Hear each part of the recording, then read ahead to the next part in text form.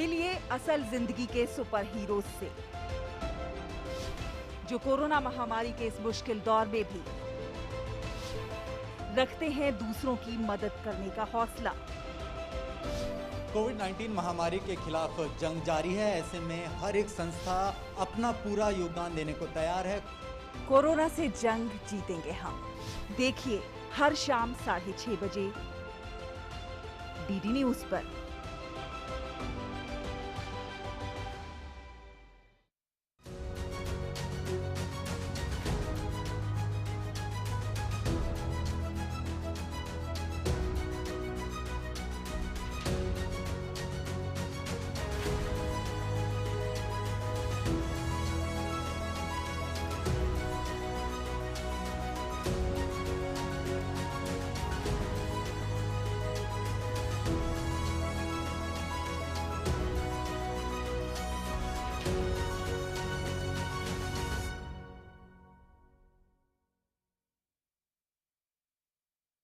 Your window to rising India.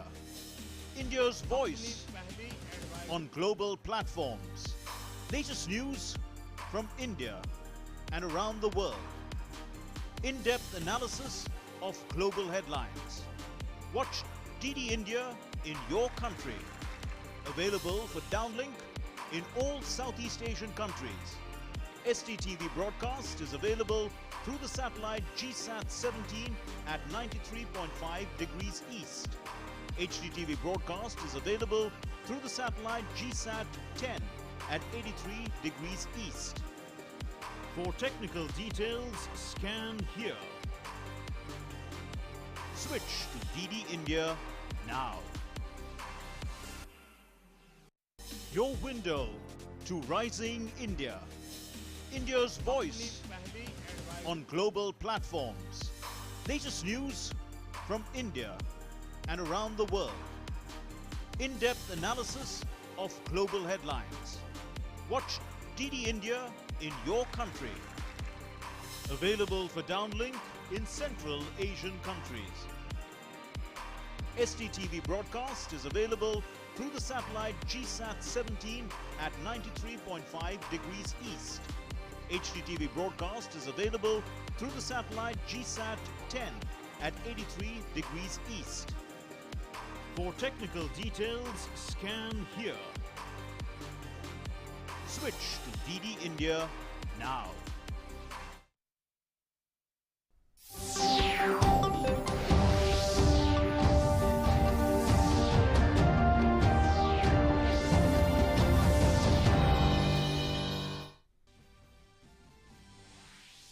प्रधानमंत्री नरेंद्र मोदी ने 5वें विवाटेक आयोजन को मुख्य वक्ता के रूप में किया संबोधित। विवाटेक यूरोप में सबसे बड़ी डिजिटल और स्टार्टअप आयोजनों में से एक है।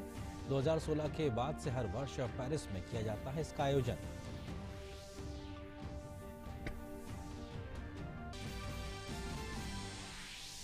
नए नियमों का पालन करने में विफल रहने पर ट्विटर ने भारत में अपना इंटरमीडिएटरी दर्जा खोया। अवैध या भड़काऊ पोस्ट के मामलों में पुलिस अब भारत में ट्विटर के शीर्ष अधिकारियों से भी कर सकेगी पूछताछ। ऐसे ही एक मामले में गाजियाबाद में दर्ज कराई गई है एफआईआर।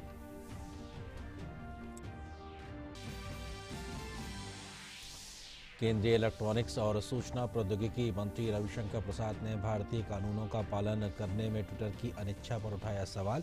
कहा, खुद को स्वतंत्र भाषण के पैरोकार के रूप में पेश करने वाले ट्विटर ने की आईटी नियमों की अनदेखी।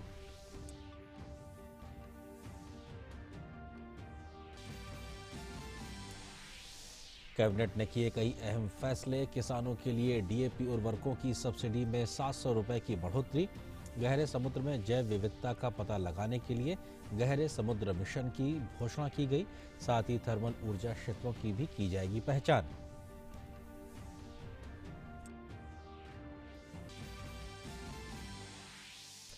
भाजपा प्रवक्ता संबित पात्रा ने कहा, कांग्रेस पार्टी कोरोना वैक्सीन को लेकर फैला रही है भ्रम। आश्वासन दिया कि वैक्सीन में नहीं है कोई बछड़े का सीरम। साथ ही किया आश्वस्त कि टीका उपयोग के लिए पूरी तरीके से है सुरक्षित।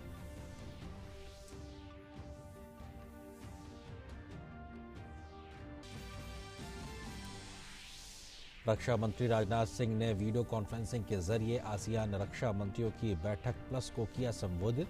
कहा, भारत ने हिंद प्रशांत क्षेत्र में शांति, स्थिरता और समृद्धि को बढ़ावा देने के लिए दृष्टिकोण और मूल्यों को परिवर्तित करने के आधार पर अपने सहयोगात्मक संबंधों को किया है मजबूत।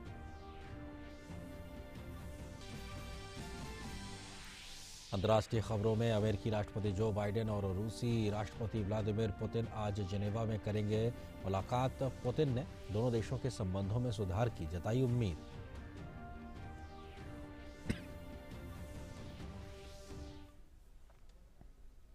नमस्कार, आप देख रहे हैं डीडी न्यूज। अब तक के समाचारों के साथ मैं हूं आपके साथ आरेंद्र। खबरों पर डालते हैं विस्तार से नजर। प्रधानमंत्री नरेंद्र मोदी ने 5वें विवाह टेक आयोजन को मुख्य वक्ता के रूप में संबोधित किया है। प्रधानमंत्री ने कहा कि कोरोना जैसी वैश्विक महामारी में भी तकनीक और स्टार्टअप की दुनिया में भारत की प्रगति जग जाहिर है।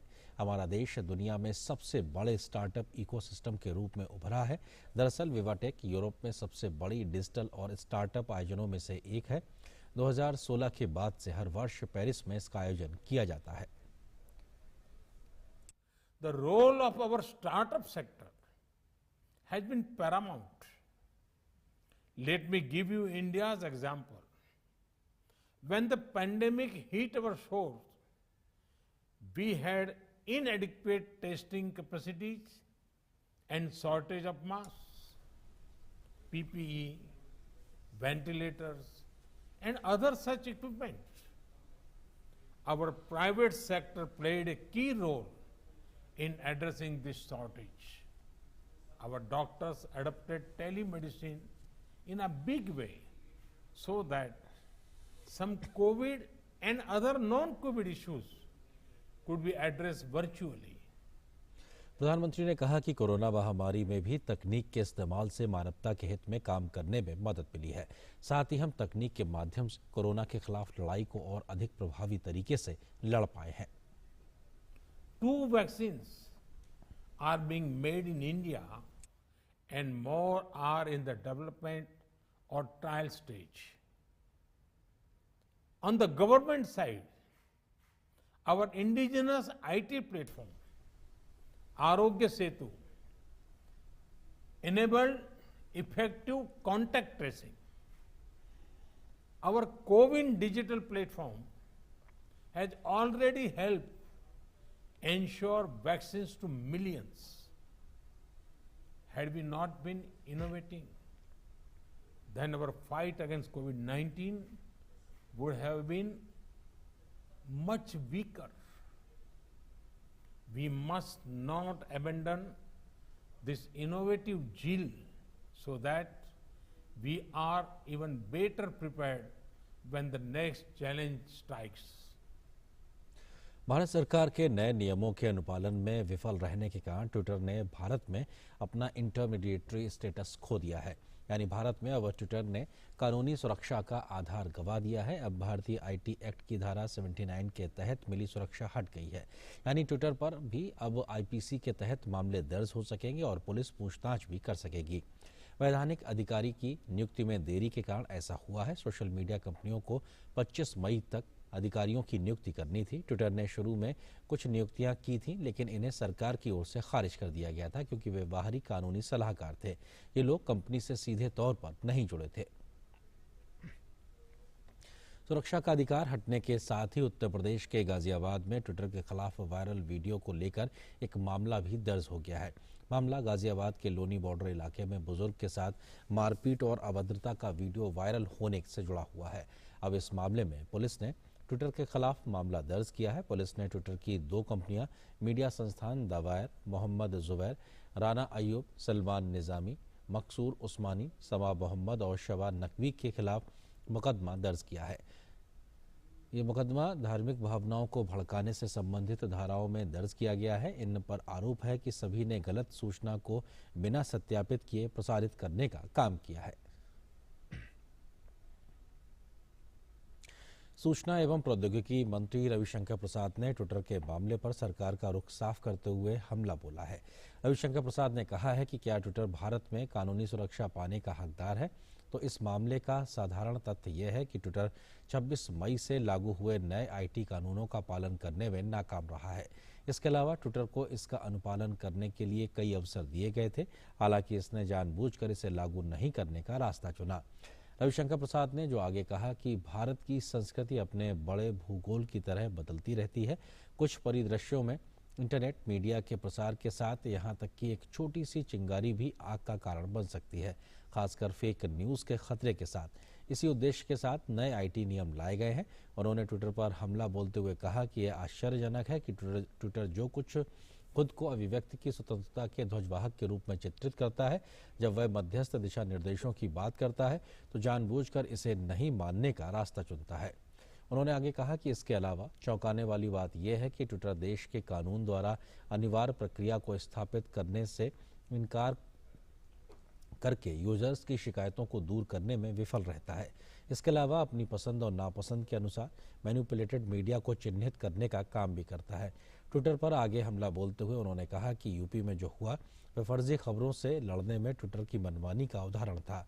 जबकि ट्विटर अपने तथ्य जांच तंत्र के बारे में अति उत्साही रहा है, वह यूपी जैसे कई मामलों में कार्रवाई करने में विफल रहा है, जो गलत सूचना से लड़ने में इसकी विफलता को दिखाता है। उन्होंने आगे कहा है कि भारतीय कंपनियां, चाहे वह फार्मा हो, आईटी या अन्य, जो संयुक्त राज्य अमेरिका या अन्य विदेशी देशों में व्यापार करने जाती हैं, स्वेच्छा से स्थानीय कानूनों का पालन करती हैं।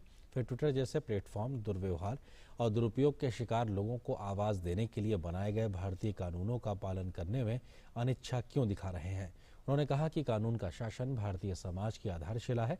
अभिव्यक्ति की स्वतंत्रता की संवैधानिक गारंटी के लिए भारत की प्रतिबद्धता को G7 शिखर सम्मेलन में फिर से दोहराया गया है। हालांकि यदि कोई विदेशी संस्था भारत में अभिव्यक्ति की स्वतंत्रता के ध्वजवाहक के रूप में खुद को चित्रित कर यहाँ के कानून के पालन से बचने का बहाना बनाती है, तो ऐसे प्रयास गलत हैं।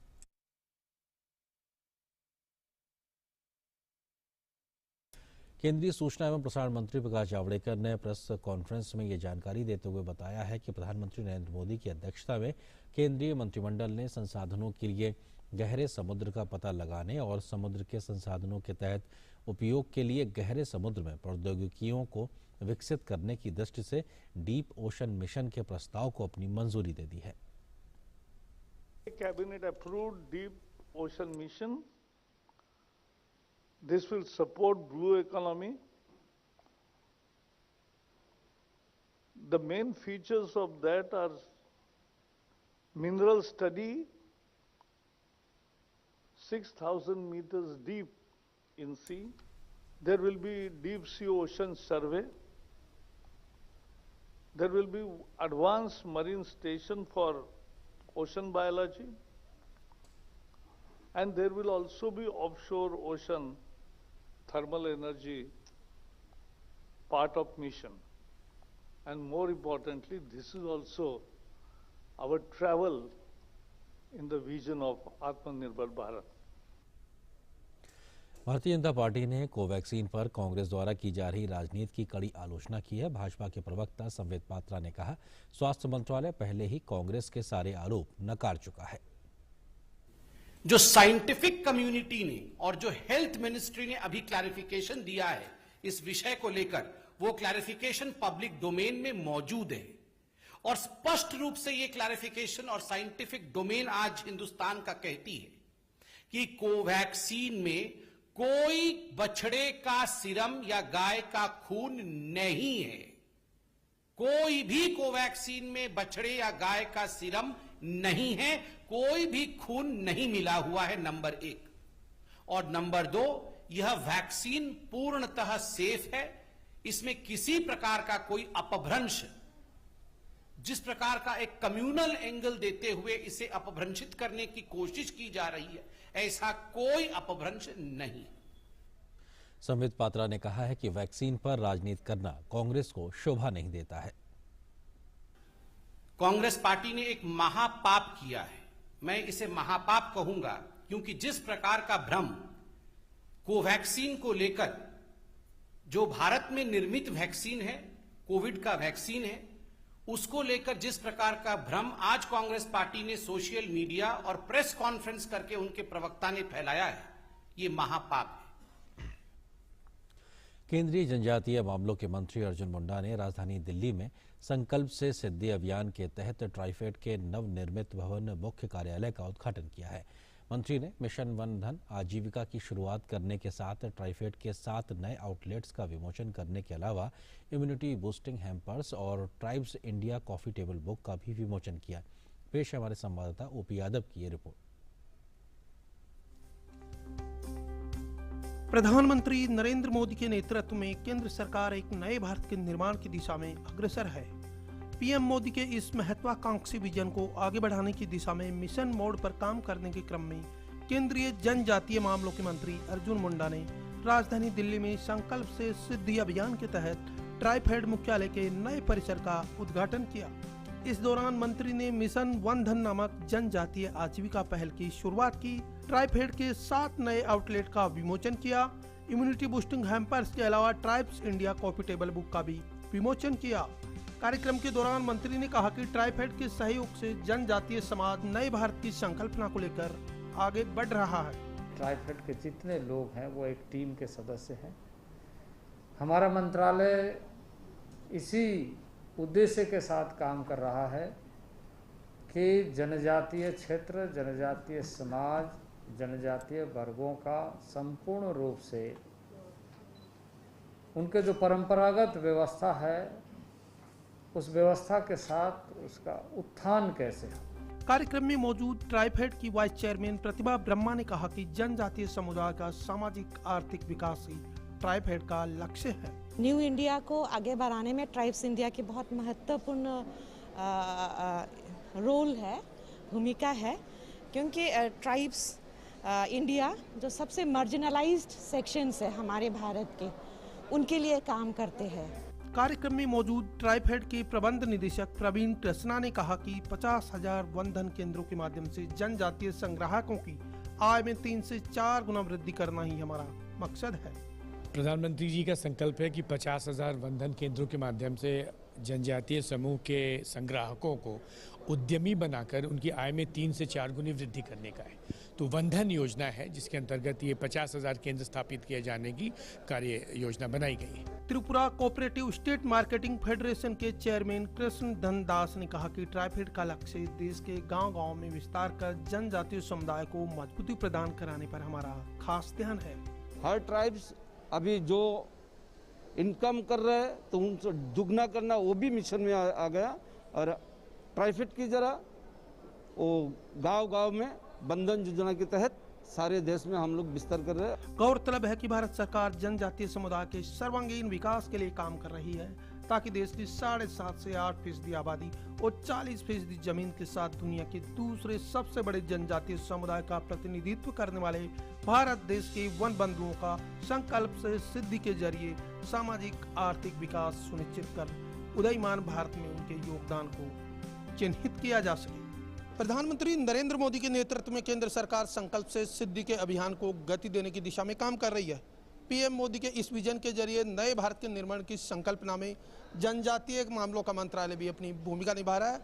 ट्राइब्स इंडिया के जरिए न केवल सामाजिक और आर्थिक विकास करने में ट्राइबल्स को भारत सरकार आगे बढ़ा रही है, बल्कि पीएम मोदी के संकल्प से सिद्धि अभियान को एक नए भारत के विजन में संकल्पित और साकारित करने का महत्वपूर्ण काम भी कर रही है।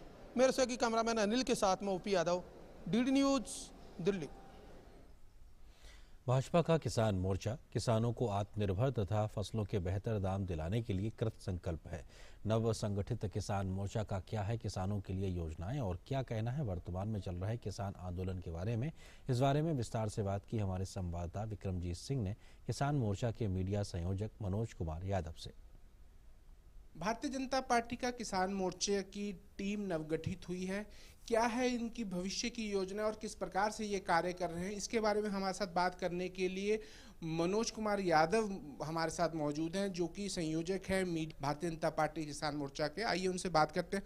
सर, नवगठित हुई है भारतीय जनता पार्टी किसान मोर्चा की टीम, तो क्या योजनाएं क्या हैं आप? देखिए, योजनाएं स्पष्ट है। माननीय नरेंद्र मोदी जी के नेतृत्व में हमारी सरकार की योजना स्पष्ट रूप से यह है कि किस तरह से किसानों की आय दुगनी हो, और भारत सरकार की जितनी भी योजनाएं हैं, चाहे वो सॉइल हेल्थ कार्ड हो, प्रधानमंत्री किसान सम्मान निधि योजना हो, किसान क्रेडिट कार्ड हो, इन योजनाओं का प्रचार प्रसार जनता तक पहुंचे। हमारे मोर्चे की पहली प्राथमिकता यह है कि सरकार और जनता के बीच में एक सेतु के रूप में काम करना, तो उसी में हमारा मोर्चा लगा हुआ है। और हमारे मोर्चे के आगे आगामी जो योजनाएं हैं वो स्पष्ट रूप से ये है कि किस तरह से किसानों तक योजनाओं का लाभ पहुंचे। किसान आंदोलन भी एक लंबे समय से चल रहा है, तो जिन राज्यों में इसका प्रभाव देखने को मिल रहा है उत्तर भारत के, उसमें किसान जो है इनके दुष्प्रभाव में ना आए, क्या उसके लिए भी किसी प्रकार से आप कार्य कर रहे हैं? किसान आंदोलन जो चल रहा है, कुछ तथाकथित किसान नेता है उसमें जो किसी न किसी राजनीतिक पार्टी से और विचारधारा से संबंध रखते हैं। और मेरा तो सवाल ये है कि जो किसान नेता यहाँ बैठे हुए हैं, ये किस तरह से इन जो आंदोलन स्थल है उसकी पवित्रता को भी भंग कर चुके हैं। योजनाएं क्या हैं भविष्य की? कोई आप रोड मैप लेके चल रहे होंगे, तो उसकी क्या योजनाएं? तो भविष्य की योजना स्पष्ट रूप से यही है, भारत सरकार की भी और किसान मोर्चे की भी, कि किसानों तक ज़्यादा से ज़्यादा लाभ पहुंचे सरकार की योजनाओं का, किसान ज़्यादा से ज़्यादा उत्पादन करे। और उसमें से एक प्रमुख योजना जिसका मैंने वर्णन किया, FPO, वो एक मील का पत्थर साबित होने वाली है, क्योंकि FPO यदि बन जाते हैं तो किसानों का शोषण नहीं होगा, वो एजेंटों के चंगुल से निकल जाएंगे, वो अपनी प्राइवेट लिमिटेड कंपनी बना करके वहाँ पर व्यापार करेंगे, अपनी फसलों की खरीद बिक्री कर पाएंगे, उनके पास में संसाधन होंगे, वो एक मजबूती से एक संगठन बना करके देश में, अभी तो 10,000 का लक्ष्य है नरेंद्र मोदी जी का, लेकिन 1 लाख हमारा जो दीर्घकालीन लक्ष्य है कि 1 लाख FPO बनाने हैं देश भर में, तो उसी के नित्य हम लोग लगे हुए हैं। तो ये थे भारतीय जनता पार्टी किसान मोर्चा के मीडिया संयोजक मनोज यादव, जिन्होंने साफ तौर पर बताया कि किस प्रकार से किसान मोर्चा किसानों के उत्पादन को बढ़ाने और उन्हें आत्मनिर्भर बनाने के लिए कार्य कर रहा है, और क्या है किसान मोर्चा की भविष्य की योजनाएं। Vikramjit Singh, DD news, Delhi. राजस्थान सरकार का आधा कार्यकाल पूरा होने को है, लेकिन मुख्यमंत्री अशोक गहलोत और उप मुख्यमंत्री रह चुके सचिन पायलट का झगड़ा सुलझने का नाम ही नहीं ले रहा है। आपसी खींचतान के चलते मंत्रिमंडल का पुनर्गठन भी अटका पड़ा है, जिसका सीधा असर सरकारी कामकाज पर दिखाई दे रहा है। इस सिलसिले में खास बातचीत की बीजेपी के राष्ट्रीय प्रवक्ता कर्नल राज्यवर्धन सिंह राठौर से हमारे संवाददाता विशाल बैरिस्टो ने। राजस्थान में गहलोत सरकार का आधा कार्यकाल बीत चुका है, लेकिन गहलोत वर्सेस सचिन पायलट कंट्रोवर्सी खत्म होने का नाम ही नहीं ले रही है। मेरे साथ है बीजेपी के राष्ट्रीय प्रवक्ता और जयपुर ग्रामीण से सांसद कर्नल राज्यवर्धन सिंह राठौर। आइए हम उनसे बात करते हैं। राठौर साहब, ये लड़ाई का जनता क्यों सफर करे, क्या कहेंगे आप? देखिए, तकरीबन 2.5 साल निकल गए, आधा कार्यकाल निकल गया है राजस्थान की सरकार का, लेकिन जो जिम्मेदारी जनता ने उनके कंधों पे सौंपी थी, वो जिम्मेदारी वो नहीं निभा पा रहे। कोविड का 1 साल रहा, पूरा मिसमैनेजमेंट हुआ, आर्थिक स्थिति राजस्थान की खराब हो रखी है, कोई नई योजना राजस्थान सरकार की नहीं है। भामाशाह कार्ड स्वास्थ्य योजना जो पहले चल रही थी, उसको उन्होंने दरकिनार कर दिया राजनीति के कारण। आयुष्मान भारत जो प्रधानमंत्री मोदी जी की योजना, पूरा देश व्यापी जो योजना है, उसको इन्होंने नहीं स्वीकारा और अपनी खुद की एक चिरंजीवी योजना लेकर आ गए, जो कोई भी निजी अस्पताल उसको स्वीकार नहीं करता, और उस कारण बड़ी मात्रा में लोगों को मुश्किलें का सामना करना पड़ा इस कोविड महामारी के दौरान। ऑक्सीजन सप्लाई सही नहीं हुआ, ऑक्सीजन पर्याप्त रूप से मिल रहा था लेकिन सप्लाई नहीं हुआ। वेंटिलेटर जो आए हुए थे, 1900 वेंटिलेटर जो पहली कोरोना वेव के बाद में आए हुए थे, वो डब्बों में ही बंद रहे। कहीं पर उन्होंने किराए पे दे दिए, कहीं पर निजी अस्पतालों को दे दिए और फिर उसको कवर अप करने में लगे रहे। रेमडेसिविर इंजेक्शन होए, वैक्सीनेशन होए, उनकी खूब बर्बादी बार बार खबरों में आ रही है। ये तो कोविड के ही दौरान हुआ। उसके अलावा आज राजस्थान, और ये हमारे लिए शर्म की बात है, आज राजस्थान पूरे देश के अंदर नेशनल क्राइम ब्यूरो के अंदर महिलाओं के अत्याचारों पे नंबर 1 है और दलित अत्याचार के अंदर नंबर 2 है। अब ऐसी चीज़ों में राजस्थान की कांग्रेस सरकार ने राजस्थान को अव्वल दर्जे पे पहुंचा रखा है और जहां सेवा होनी चाहिए जनता की, वहां हम नीचे हैं। तो ये आज स्थिति हो चुकी है राजस्थान की। ये जो गहलोत और सचिन पायलट का जो झगड़ा है उसको आप किस तरह से देखते हैं? आला कमान भी उसको सुलझा नहीं पा रहा है। आपने कहा कि राजस्थान की हालत पूरी तरह खराब है, एक विपक्ष के तौर पर आप किस तरह से देखते हैं? और आप खुद जयपुर ग्रामीण से है, एक जनता के तौर पर किस तरह से देखते हैं? देखिए, राजस्थान की जनता तो यही चाहती है कि अपने झगड़े सुलझाइए, ख़त्म करिए। कभी 5 सितारा होटलों में आप जाकर बंद हो जाते हैं, महीनों तक बंद रहते हैं। कभी प्राइवेट हवाई जहाज हायर करके एमएलएस को इधर और उधर ले जाया जाता है। जनता ये चाहती है कि अपने मसले हल करिए और जनता की सेवा करिए। 2.5 साल निकल गया, आधा कार्यकाल निकल गया। अपोजिशन के रूप में हम राजस्थान सरकार के ऊपर दबाव डालेंगे, क्योंकि जो जिम्मेदारी राजस्थान की जनता ने उनके कंधों पे सौंपी है उसको अपना निभाइए।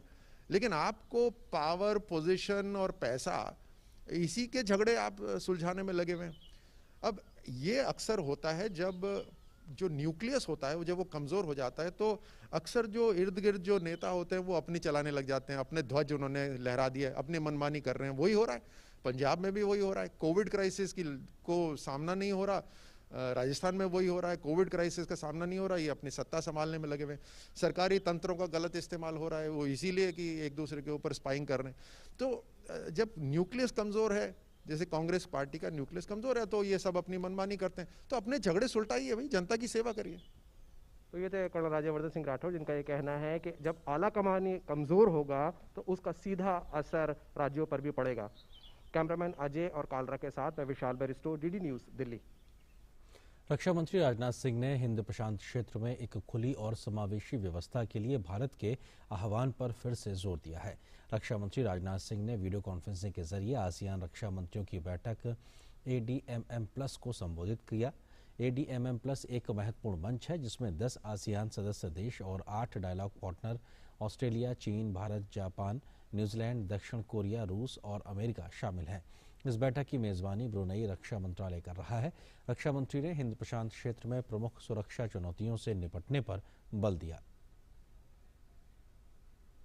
India calls for a free, open and inclusive order in the Indo-Pacific based upon respect for sovereignty and territorial integrity of nations, peaceful resolution of disputes through dialogue and adherence to international rules and laws.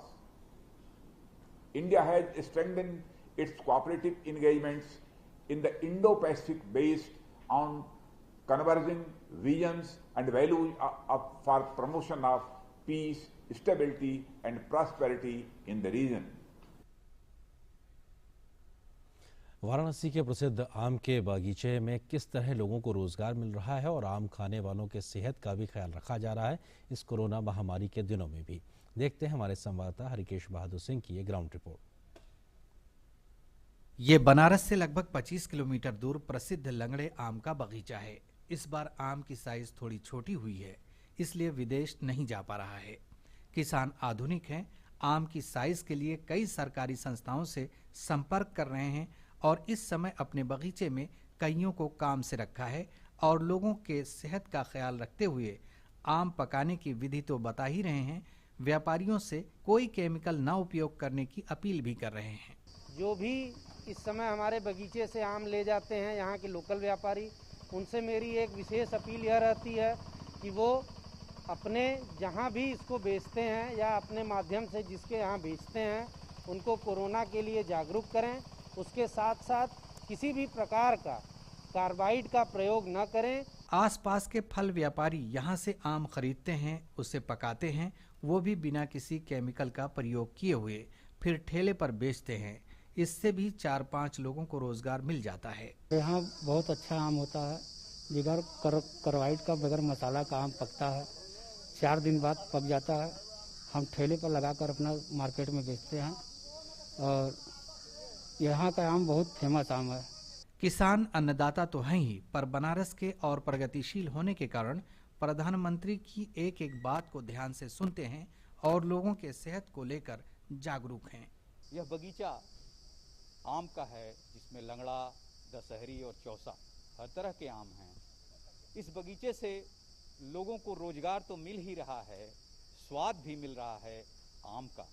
Banaras और इसके आसपास के इलाके, यहाँ तक कि विदेशों में भी यह लंगड़ा आम जाता है। लोग इसका स्वाद लेते हैं और स्वास्थ्य के लिए चूंकि यहाँ के जो व्यापारी हैं जो आम ले जाते हैं वो स्वास्थ्य को देखते हुए इसमें कोई भी केमिकल का प्रयोग नहीं करते हैं पकाने के लिए, जो हमारे लिए, आपके लिए और इस कोरोना महामारी में हम सब के लिए बहुत ही उत्तम है। कैमरा पर्सन वीरेंद्र प्रसाद के साथ doctor Harkesh Bahadur Singh Gautam, DD news, Varanasi. तो इस खबर के साथ फिलहाल इस बुलेटिन में इतना ही। नमस्कार।